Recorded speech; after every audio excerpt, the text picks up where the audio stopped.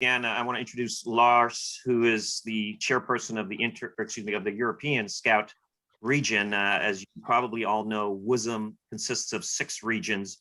So the Europe region is one of those 6 regions. So Lars, if you don't mind giving your kind of self-introduction.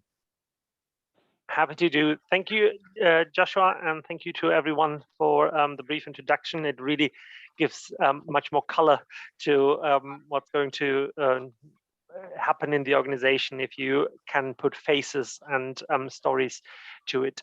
So my name is Lars Kram. I'm the chairperson of this triennium for the European Scout region, which is, as I will show in a presentation shortly, one part of Europe, because we have also the Eurasian Scout region, which is covering everything from Belarus, Ukraine, eastwards. I'm in my 2nd term. Before I have been member of the European Scout Committee, I was international commissioner of the German NSO and one of the German NSAs. So the Transatlantic Council is not totally new to me. In my time, I had interactions with the units that are in Germany, and also the Normandy camp is not something that is totally new, as in my time I got invitations and I was trying to find participants from the German side to attend there. I personally haven't attended, so the invitation is duly noted, and if that is somehow possible in my time, I'm quite happy to attend. Particularly, I'm also not living in Germany anymore. I'm living for a couple of years now in the UK. In York, and in one of the European camps in one of our roverways in 2009, I met my now wife. She was a UK Girl Guide. I was a German Scout, and rest is history. So I embrace the European and international spirit of scouting and guiding worldwide. Yeah, maybe I'm going directly in a short presentation just about structures and all the formalities. I got a couple of questions where I'm trying to address these as well at the end, and then hopefully, I know I just have half an hour to have a couple of minutes left for some general questions and answering. But if you have anything in between, just fire along, use that unmute button. I'm quite happy to take questions when they arise. So,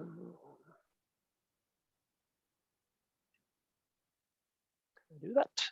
Yes, so you should now all see a purple slide saying the European Scout region. I skipped all the beginning of the presentation because I assume you all know what the World Organization of the Scout Movement is. So I'm speaking to experts. So I'm just diving into the European Scout region. So we'll just briefly cover our governance structure: European Regional Conference, regional scout plan, resolutions, European Scout Committee, operational framework, European support centers, and the European Scout Foundation, just that you have a very brief overview of what we do in the region. We are scouting population-wise the smallest of the regions. So we just reached in 2018 2 million. The trajectory is still upwards, and from the figures that we so far have from the pandemic, the first pandemic census figures coming in, we're not seeing a significant decline in membership. Some associations are harder hit than others, but there's still a positive trajectory, and as we will see with returning to face-to-face scouting in some areas, there's a lot of lost membership that is quickly picked up.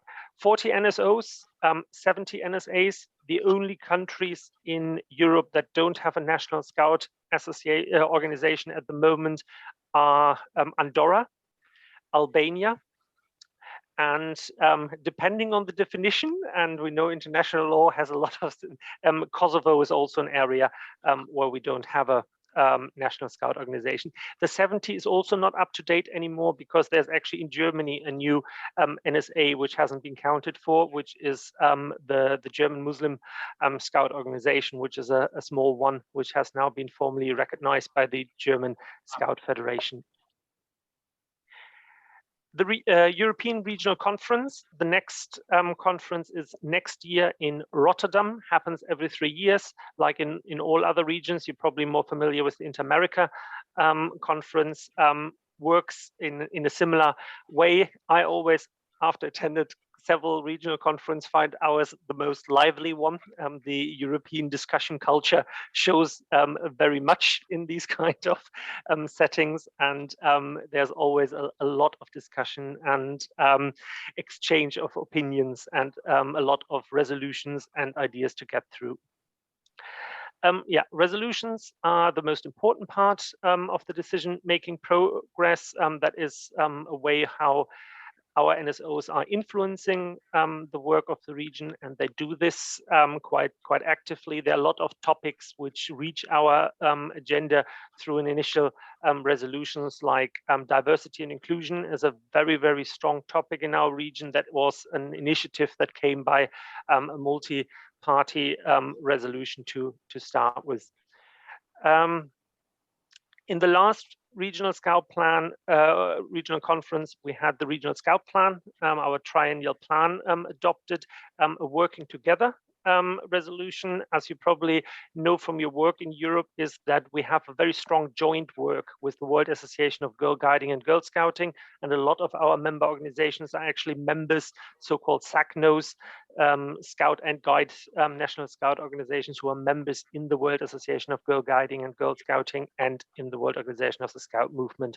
And our members are always pushing us for more engagement, more working together. And then there was an interesting resolution also about Scouting's profile in planning European regional conferences and events, that goes in the direction of selecting more venues and organizing events more in a Scouting spirit. So not going to the 5-star conference hotels, but trying to use Scout centers, trying to use Scout methodology in these kinds of events and conferences there as well. And also from the public relation to reflect more that Scouting does things differently than other NGOs.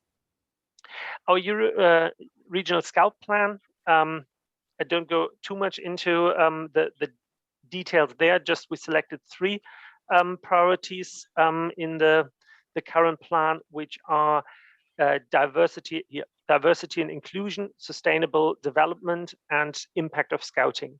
Diversity and inclusion and impact of Scouting are carryover priorities. We already had them in the last triennium. We're just trying to put them maybe into a new framework. One of the focuses with diversity and inclusion this time is also to combine it with our growth agenda, to see how can we include communities that are currently not in Scouting for economic reasons, for cultural reasons. How can we include them also into the movement? Impact of Scouting, we see a lot, particularly when we're working with funding partners, but also when we're trying to tell people about how good Scouting is for the personal development of the individual members and for the wider community and society. We sometimes struggle to back it up with numbers.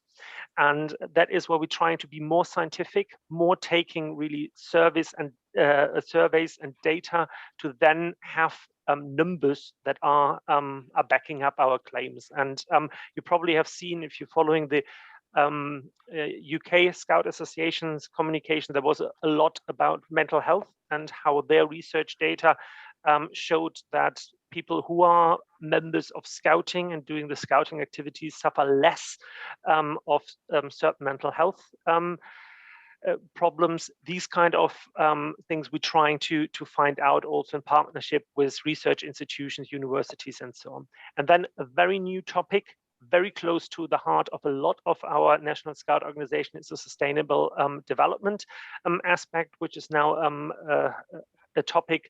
A lot of our National Scout organizations were much further in their program development and also in their external representation, that they have climate scout elements, environmental elements. And one focus, what we are also trying to do, is looking at the organization and our carbon footprint, and how can we operate an international organization which is aiming to bring young people together. How can we do that in the most sustainable way? So European Scout Committee, we have quite a small Scout Committee. Some regions have up to 12 people. We're just on minimum, we have 6 pictures over there. Currently, it's me from Germany, my co-chair Martin from Sweden, Juliana from Northern Macedonia, Joachim from Portugal, Elena from Lithuania, and Matthias from Switzerland. Then together with our regional director, Abir, she is a dual national of Tunisia and Switzerland, and our treasurer, Tankma, who's also German national. And we are the governance structure. We are more or less the board of directors, and we're trying from a strategic perspective, lead the region and making sure that our operational framework is delivering on all our KPIs and goals that we have set. Operational framework, again, half an hour is not enough to go into all the details, but we have different working groups. We have coordination groups to deliver on the different topics and aims that we have in the regional scout plan. If you have a specific interest, that might be something for a future meeting as well. If you want to discuss a certain topic, they're good people, they're experts in their field who could engage with you also on a certain topic. I'm happy to share also the presentation afterwards if you want to have a closer look what our different areas are doing. Lars, I have a question. When you said that your committee is the committee, or your board is a board of 6, obviously you mentioned other regions are bigger, 12, WISM is 12.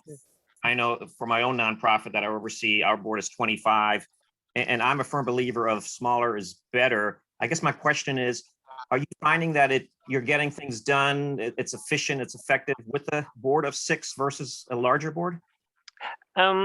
Speaking as somebody who's also ex officio member of the World Scout Committee, where we have 12 elected members, where we have youth advisors, where we have ex officio members, all the regional chairs and directors and so on the table, I think we are moving much faster on discussions and decisions, and we're getting through much more in a more limited time.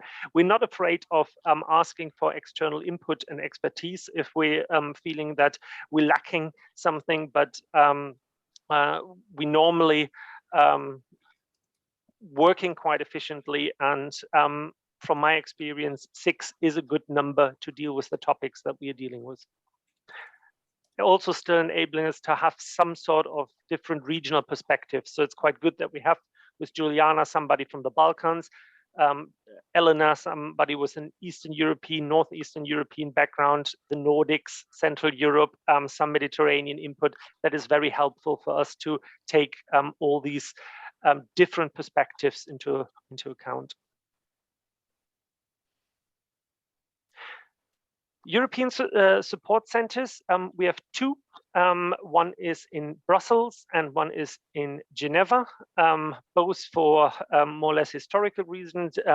As you know, the World Scout Bureau used to be in Geneva, and the European Support Center were there together in the same office. There's still a small World Scout Bureau representation in Geneva, which is now more or less occupying one room in our office, but that is why we traditionally have our biggest location in Geneva. Brussels is there for our advocacy and external relations elements, because of course the Council of Europe and the European Union are 2 of our main lobbying organization and funders. And for a lot of the funding that you get, particularly from the European Union, you need to have a representation within the European Union, which is then our legal entity in Brussels.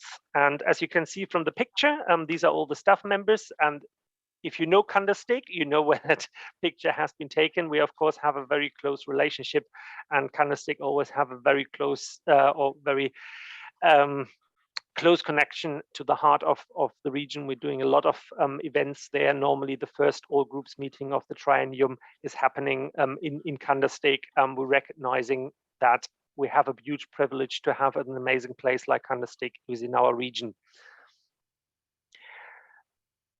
So don't think I need to, yeah, WASM services, you might have heard about it. It's a change now how WASM is delivering services to the different National Scout organizations. That is just when I'm giving the same presentation to National Scout organizations to make them aware there are a lot of ways how we support, how they can request support from us as a region. And then last but not least, we also have the European Scout Foundation and the Friends of Scouting in Europe, which is our fundraising arm, and they're managing the individual donations to support our work. What's your, because you yep. mentioned the Friends of Scouting, do you have annual goals? What's your annual goal? From a region perspective, yes. So we don't have annual goals. We have the triennial plan, which has the goals that we want to reach at the end of the triennial. But we have, of course, in our KPI overview, when do we want to deliver on certain elements, when we want to complete an action or something, which we're monitoring then on a regular base. Every committee meeting, we get in an overview where we are with the deliverables of the regional scout plan. And we do a reporting. We just finished a reporting, and I'm quite happy. It's all public. There's a website which is showing our midterm review. Happy to share that link with you, that you can have a look how our monitoring and evaluation is working against our goals and objectives. But we don't have a strict annual goal. That is just not working in that specific way for us.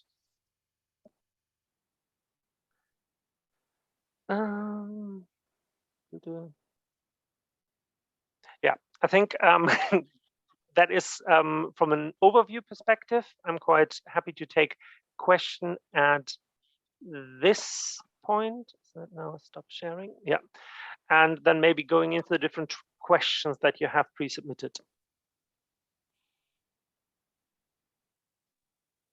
I know several of the committee members had pre-submitted questions, which I have sent to Lars, so he's aware of that, and I'm sure he'll be answering those. Do you have any initial questions right now before we go into some of those? Anyone? Tom? Lars, I had a couple questions. I'll start with the easier of the two. So we're always looking for locations to have scout camps, scout camporees, outdoor training, but even more importantly, a venue where we can have a conference for adults. So as an example, in October, we're going to have a conference, but it's going to be at a Courtyard by Marriott Hotel in downtown Brussels. And you had mentioned that sometimes you have conferences in really cool places. So I was just curious if you had any advice for us on locations, maybe that are owned by certain scout associations in Europe, where we could reach out to them and in the future maybe have one of our events located there. If you start from the top, have you heard about the scene centers, the Scout Centers of Environmental Excellence? That's a world program. It used to be part of the World Environmental Program. It's now part of the Better World Framework. These are specially certified Scout Centers who subscribe to certain sustainability goals. And that is actually a public list on scout.org. So if you just search there for scene centers, you find also a lot of them in Europe. And there are normally Scout Centers with a very distinct program and profile. And I have visited several of them, and there would always be highly recommended from my side. They're different sizes, but they're offering a very good service. So that is the first thing to start with. We have a list in the office, and I'm quite happy to share with all the national Scout Centers or regional Scout Centers within countries that we are aware of. That is just a list. They haven't been quality checked or anything, but that should give you an idea. And if you have an idea in which country you're going, then that can help to find them easily. What we're doing also is, because part of our sustainability agenda is at the moment vetting other venues. So if teams coming up with suggestions for meetings, and particularly for our all groups meetings, which is quite a large gathering of people, there are limited venues out there. And of course, our Scout conferences are normally happening in conference centers because the Scout venues are not big enough. Even if there was a very interesting proposal of Scouts Guide de France to host a conference in Jonville. The National Scout Center was having an outdoor meeting area. So that is also a very nice Scout Center with a little chateau north of Paris. So very nicely recommended. And otherwise, yeah, the next one, Rotterdam, where we have our regional conference as a normal conference center. The last one we had was in Split, and that was the University of Split who hosted us, where we used their facilities, their big meeting rooms and so on. But yeah, I'm quite happy to ask our office to share with you the lists that we have to give you further inspirations in that way. Wonderful, thank you. And I think that already covered one of the questions that were pre-submitted. So if I have a look, there was, how are other countries returning to face-to-face events, and what does the adjusted schedule look like? So unfortunately, I can't give you a simple answer there. And so that is how Europe is going to open up.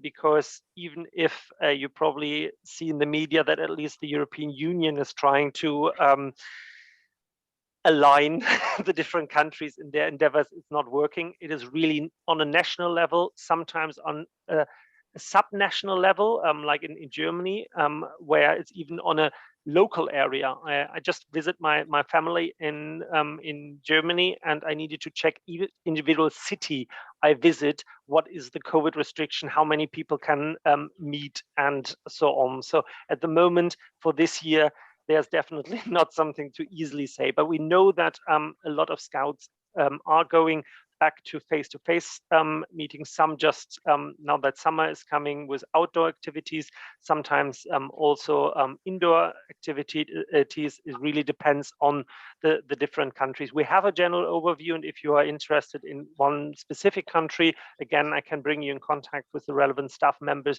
who is doing the monitoring to advise you if you have specific question about that. Bigger events, national events, we're not aware of anything happening in 2021. Anything is normally at the moment postponed. That means 2022 is extremely busy.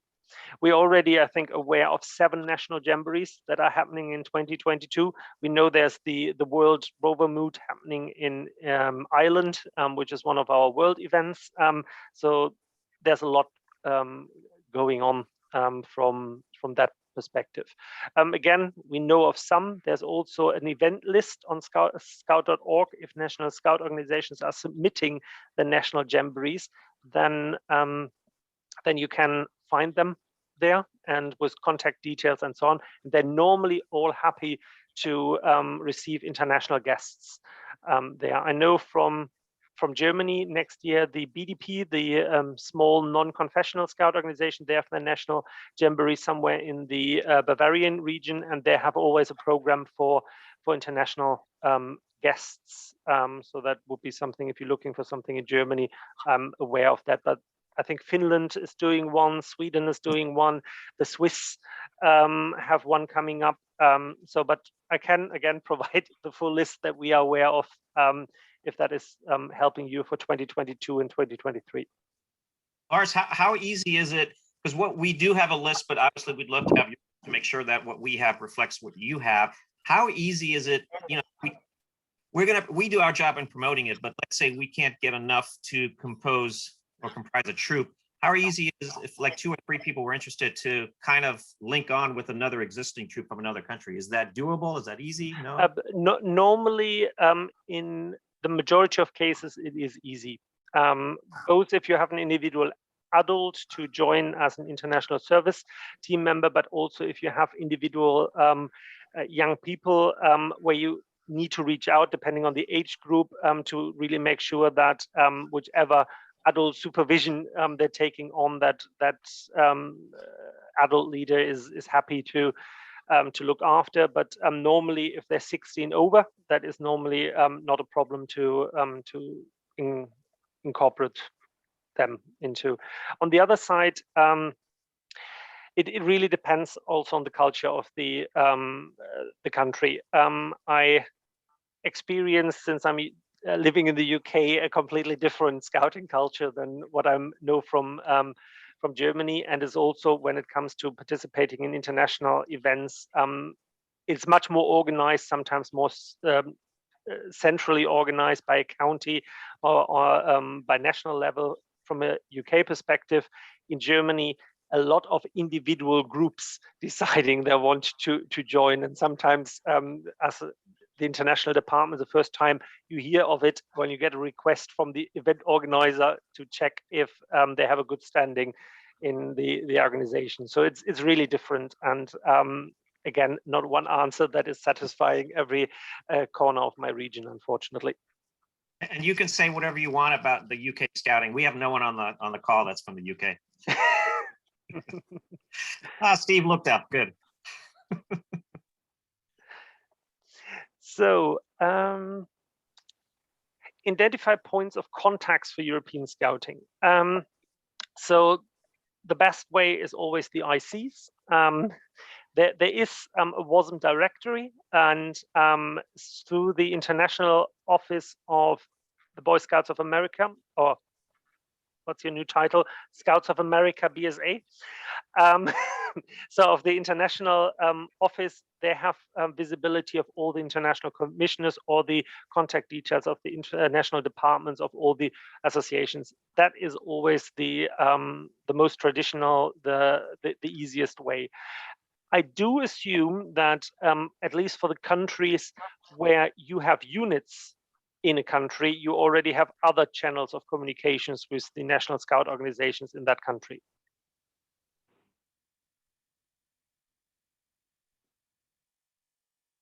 Do you, Dean?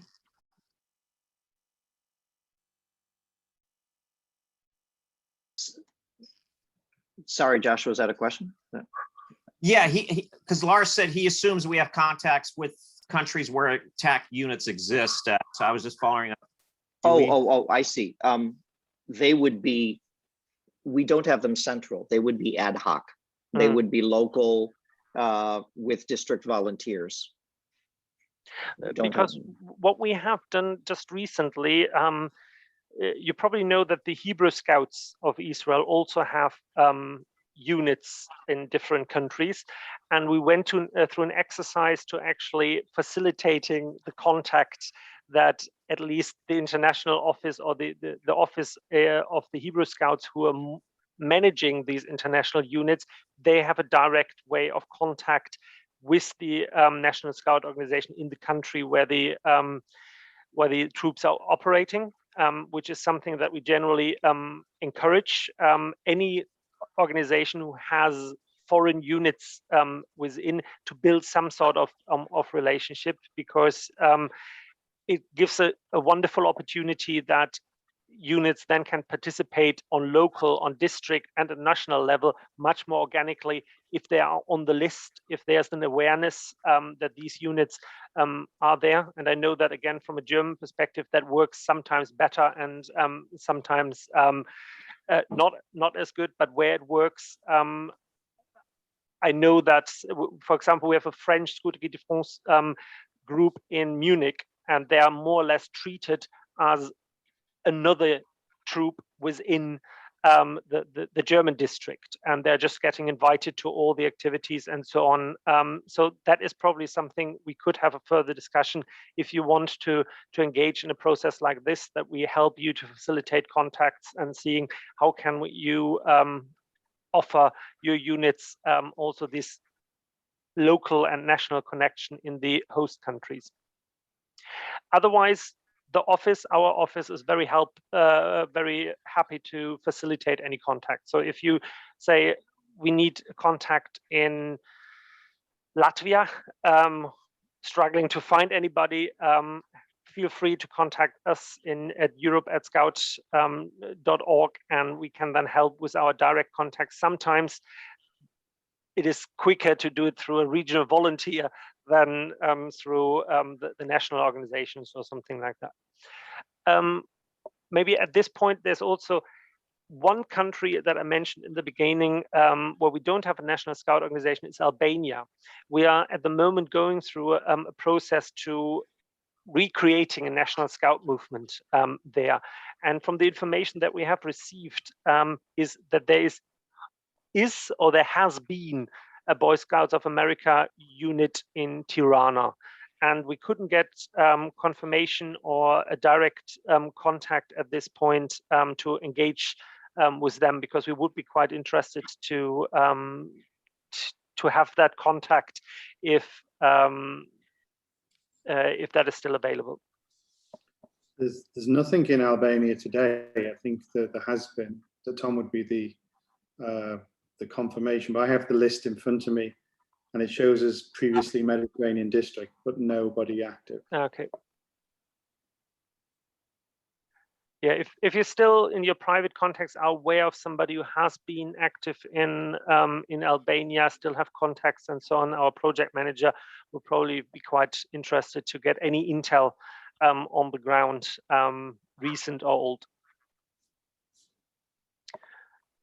So what's the next question? What European-based scouting events? We already had that. Generally, all of our events, because your members are all members of the World Organization of the Scout Movement. We, with none of our regional events, have a requirement that you need to be from the region. All our events, for example, the Scout and Guide Academy, or Communication Forum, which is coming up, or the fundraiser network meetings and so on, they're all open to all members of the World Organization of the Scout Movement. So if you look through our events plan, and I would, if you don't get our newsletters, our scout packs regularly, I would at least say that probably the district commissioners for Europe should be included in our distribution list, because every of these events could be for your adults, volunteers, be an opportunity for learning and development, or for young people. We have the Angora, which is a rover event organized by rovers for rovers. That is also something that might be interested for some of your young people at your units. Just a quick point. I've been talking to one of the executives at the office to set up an international page, and one of the links, as well as the WASM world activities, the plan is to link the European information into in the short term, in the next few weeks, into an international page, and when our new website is developed into a much more interactive page going forwards. So in a week or two, most of the information Lars is talking about should be available as a page within our TAC website. You can imagine that we have a lot of digital activities at the moment going on, so that even broadens the possibility for attending.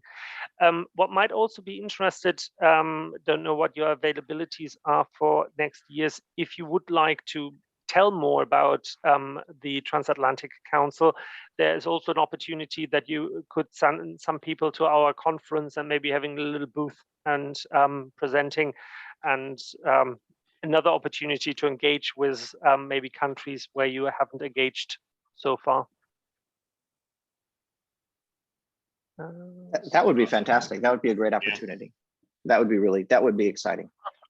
Thank you. Yep, please, Joshua, you have my contact details. If you want to follow that up, I can facilitate that. Absolutely. Scout camps in Europe. Yeah, I was just saying.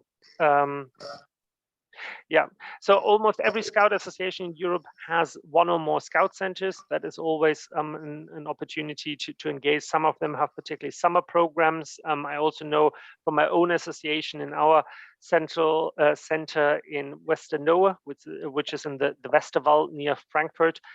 They have an international week in the summer, 2 weeks, where they're encouraging all international groups to come together to have a bit more of an international feeling. But I remember that Western Norway is quite often visited by American groups as well through the years. So I think that is probably already on the agenda.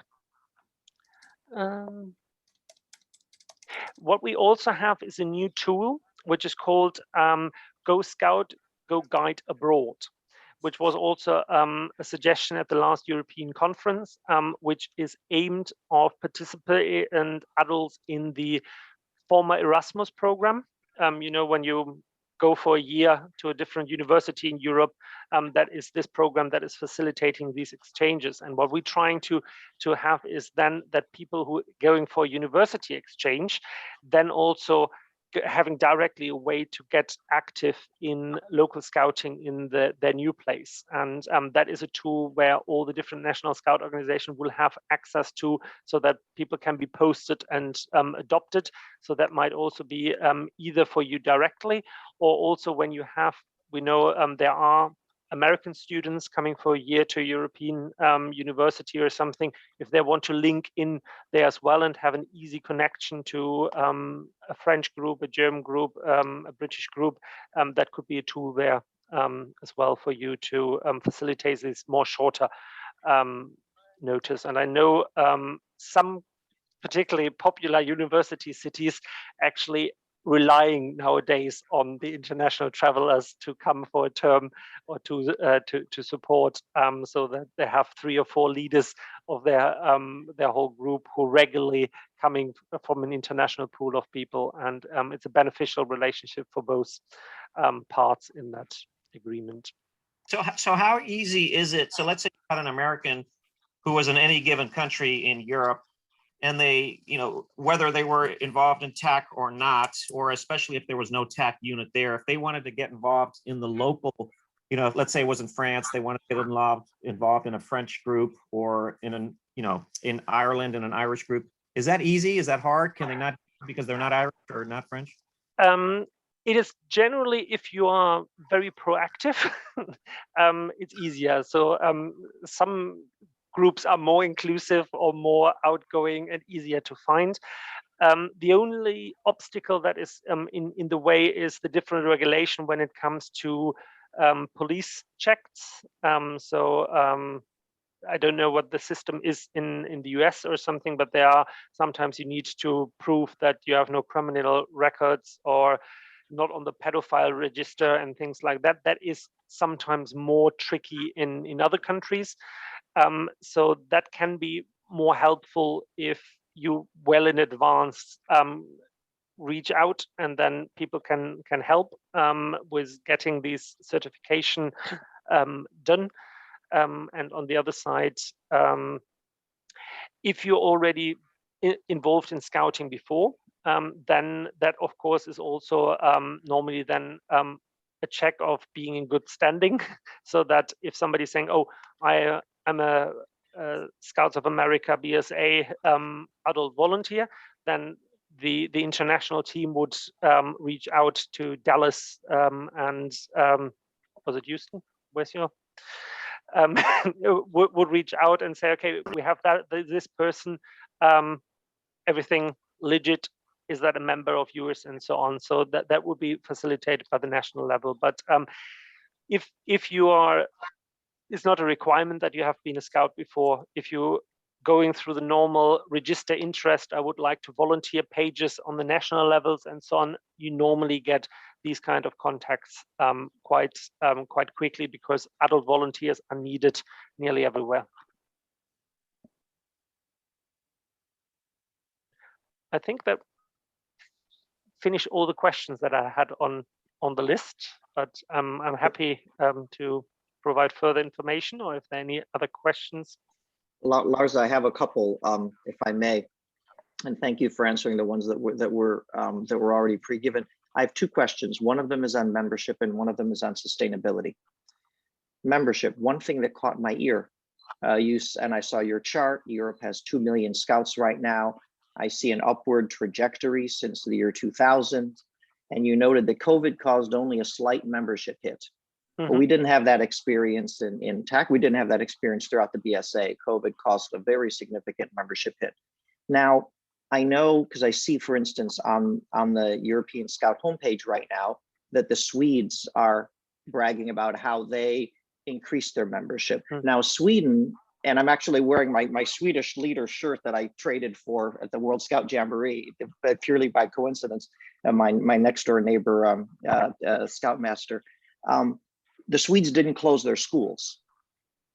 So are there significant numbers of countries in Europe, or big ones, where they managed to maintain or even increase their scouting when the schools were closed? And if so, how did they manage that? And how overall did Europe manage, for COVID to cause only a slight membership hit? And what takeaways might there be for that for the BSA? So we don't have all numbers in yet, but as you pointed out, Sweden is probably one of the ones who had the most significant growth factor. But what we saw is that countries who already had a very good member recruitment strategy in place managed significantly better to continue that in a virtual setting. So they just changed a bit the narrative. They used it as an opportunity, because a lot of the countries where we saw a further engagement are also opened up their program to non-members. So if you have a digital event or something, it's not a cost factor to have other people to attend. Or if you have, and we had last summer the opportunity in a lot of countries that actually events could take place. So that was also a good opportunity to keep people engaged, or engage with new people. And of course, we know that the countries which already had, for example, waiting list for Cub Scouts, that these that parents were much more reluctant to lose that potential space. So you didn't see any change in the length of waiting lists. So that is maybe what we can say at the moment. We're still doing much more analysis on that, but generally the associations who saw it as an opportunity and were already well equipped with their workings managed significantly better than the associations which already struggled in certain way. And a huge difference is also where you as a member have to pay a membership fee and where you don't, because if you don't pay anything, you are you don't have a loss if you stay a member, while in countries where the economic hits were significantly, so where we saw parents lost jobs and so on, then even 20 euros as an annual membership fee can make a huge difference. And that is something which we also see as better countries manage with furlough scheme or short working payments and these kind of things. The financial burden and impact on the people were less, so the impact on membership were less. And the second question. So those are very good points. Before I go on to the second question, quickly, you touched upon this whole concept of waiting lists. Okay, and this is something that I've still tried to. I've been here as a scouter in the United Kingdom in the BSA for almost 15 years, and I still can't wrap my head around the concept of these long waiting lists to join. Is this because these are in countries where they have strong requirements on having a particular numbers of registered adult leaders per small number of scouts, and they can't get enough registered leaders? Is that why they have waiting lists? I wouldn't say it's just necessary because there's a certain ratio or some, but generally we know that there are lots of factors that contributing why volunteers are more scarce, or why people have less time to contribute, or why single volunteers are taking multiple positions. There's much more pressure when it comes to education, for example. We saw a couple of reforms. Countries were shortening the years, putting more content in schools, so that sometimes countries who used to have 13 years of formal school education went down to 12. That means Scout Association probably you lose 2 years where people still in school could be adult volunteers. We know that the Bologna process, which changed a lot of university programs and made them more schooly in certain elements, give them less freedom, or shorten university courses, has an impact, so that less university students are able to volunteer next to us.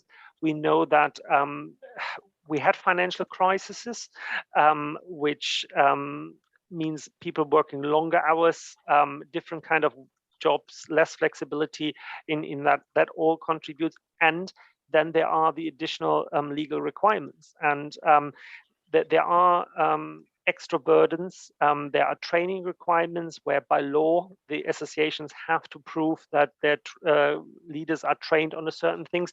That is adding a lot of time commitment to it, where people will say, I'm very happy to do my 2 weeks a week, but that's what I can give. But 2 days a week is not sufficient anymore to do all the other things that are required.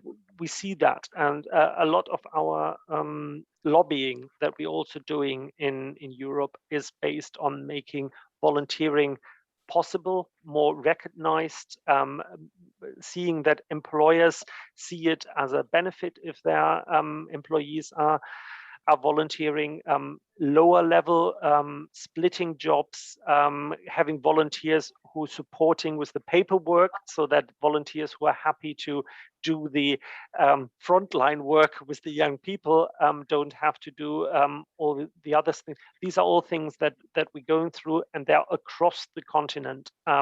In every volunteer led organization that we're struggling at the moment to fill all the positions and to really grow the whole potential that we're seeing in countries, because we see that there is demand for young people, and in a lot of countries there's not a lot of competition, so we should actually do quite well, but we're struggling to really cater for all these young people. Okay. Final point, just, and yes, I know I'm fully over.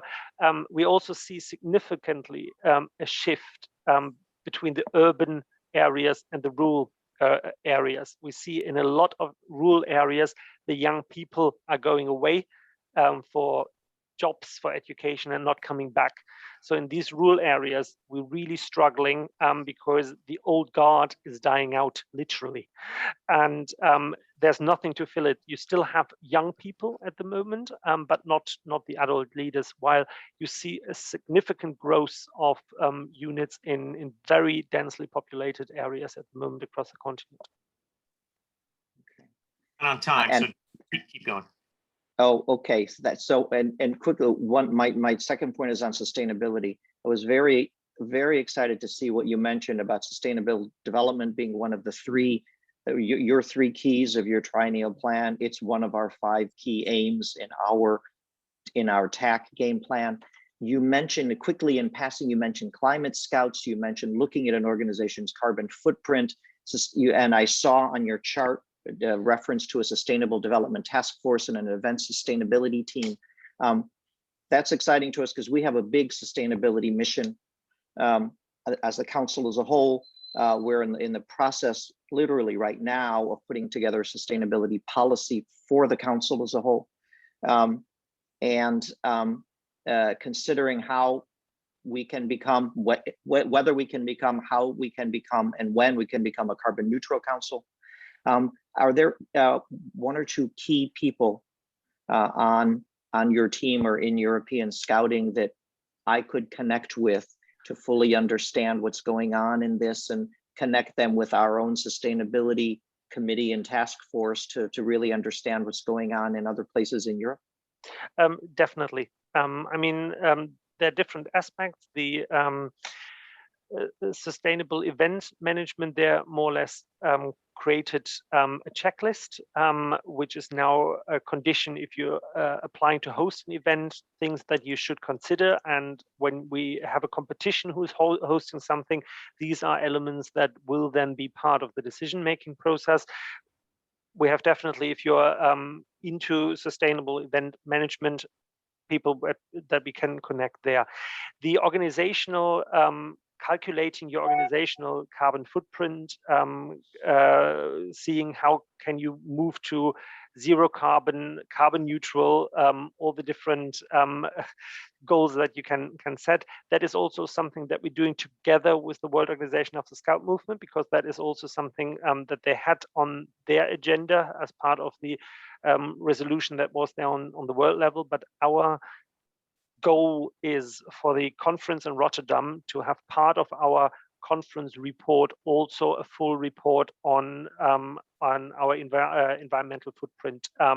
If it's travel, which of course we know is a substantial element of our work, but also of events and different criteria and so on. We have somebody, I will make sure if Joshua gives me your contact detail, I probably connect you with a staff member, and then the staff member knows the different volunteers who might be useful to connect with. Thank you. Thank you very much. There's also, you're probably aware that the COP for the UNFCCC will be in Glasgow. And that is something where also our world advocacy and external relations people are very keen that despite the pandemic, we still have a present there as well. So if you are interested in there, and if you have people in Scotland, that might also be a possibility to engage there. Any other questions for Lars?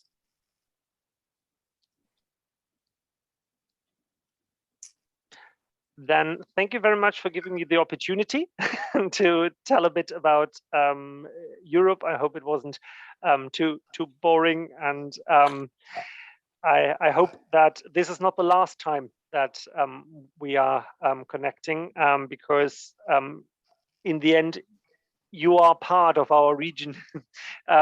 Your scouts are doing scouting in Europe, so we should make sure that you're part of the European Scout movement. And I would like to help you as much as possible to achieve that and make these connections if you want. Lars, von unser Komitee möchte ich mich herzlich bedanken, dass du bei uns heute warst. I want to thank you on behalf of the committee that you were a part of this meeting. You join a list of other professionals who have served as a guest speaker. Recently, we had Jo de Man, who spoke about WUSM as a whole. And then most recently, we had Aidan Jones, who spoke about Countersteg as the chair for that organization. And obviously now we have a representative from the European region. So thank you for your time. We hope that we can see you next April in Normandy, maybe even the European Scout Committee, maybe they have a meeting there during the Normandy Camporee. But in either case, we'll send you the details and look forward to seeing you at another opportunity. That would be very much appreciated. And maybe as an idea for a follow-up speaker, there are a lot of interesting things at the moment going in the Eurasia region. And maybe the regional director, Srinath, could give you a nice overview about the challenges that we're currently facing in Russia, how you manage scouting in a region where several members have conflicts of violent natures with each other. And so that could be an interesting evening for you as well. Absolutely. And I know Srinath pretty well, so I'm sure if I asked him, he'd take the time to meet with this group. So